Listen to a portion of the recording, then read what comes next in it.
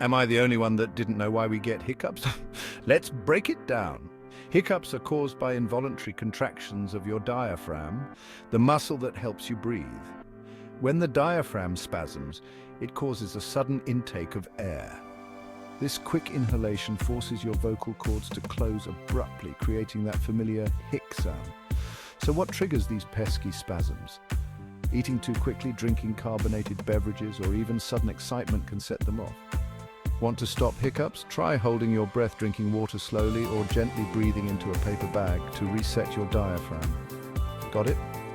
Subscribe for more quick health tips.